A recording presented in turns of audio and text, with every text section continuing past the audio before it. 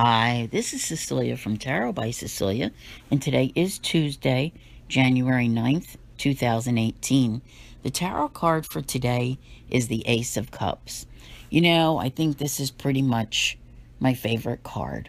All right, it is, well, it's love, unconditional love, emotional fulfillment, all of those wonderful things that we all wish to have in our lives.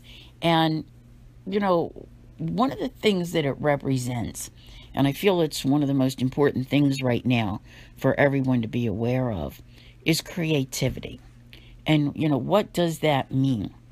I mean, sometimes when we think of creativity, if we think about our daily lives, we may think of our ability to sit down and do crafts or something.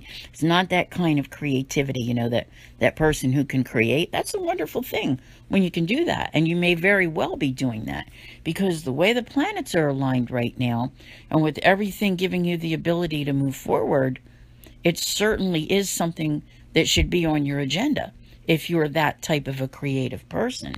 But for those who, think they have two left thumbs or whatever, and they're not artistic in any way or creative in that type of a way, there's other types of creation. And really, it's about what you wish to create in your life. Tomorrow, Mercury leaves shadow. So it's like, let's get things going. And I think that really what we've seen since the second, when Uranus went direct, is just this building, almost like a confidence builder too, to get you going, to help make things happen. And I'm just like feeling good about whatever you guys are doing out there. And I'm not sure because everybody's doing something different, but it all seems to be in a positive vein. There are those out there who, whatever, but everybody, for the most part, who has been making progress with their lives seems to be continuing and working on new beginnings.